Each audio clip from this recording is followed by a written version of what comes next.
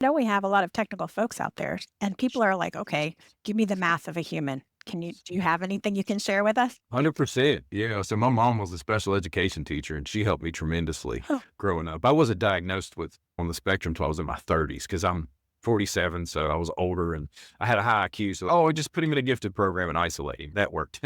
That's what they did back then. They didn't know any better either. So what's happened for me over time is to not look at it so analytical. And it was my mom that had said years ago, try to just work people like a math problem like you do everything else. But what I mean by that is I don't have the same emotional makeup as most people, right? So we would probably all agree that humans run off about 50% emotion, right? How do we feel? How are we internally? How's our brain work? And how's this? I don't do that. I'm just super analytical. So what I had to understand is they're not thinking the way I'm thinking. And I also have to understand that they're showing me and presenting me emotions that tell me how they're thinking and where they're at and how they feel. I don't understand those, but I can learn them. I can pay attention and say, okay, if facial intuition is this and they've done this and their body language says this, that means they're feeling this way and maybe not verbalizing it. We do a lot of things through nonverbal Of communication. course.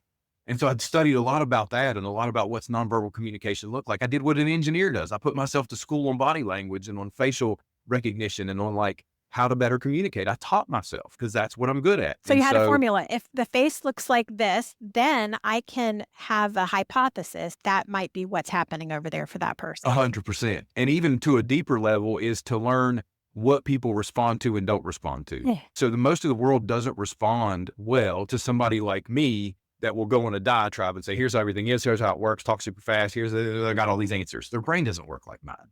So they're not going to follow, they're not going to understand. The best skill I ever learned was to translate both directions. Okay. We work very high level technical stuff. People don't understand what we talk about. I had to learn how to translate it to them in a way that makes sense to them. Just like a doctor has to translate things to you that you don't understand because you're not a surgeon. And then I had to learn what they were trying to say to me in non-technical speak and their issues and translate that to what it means to us. It's the best thing I ever did. I was okay at it before COVID, but I feel like that's why our security department especially has been so much more successful because I'm the one out talking about it. And I've learned how to translate that into the way other humans communicate. So I can still give you very high level knowledge that will impress you. But it's not going to impress you if I'm talking in acronyms you don't understand. You just think I'm an idiot that's blabbering. But if I can tell you things that are very critical, very serious, and put them in a way that your brain processes that, now you want to hear what I have to say.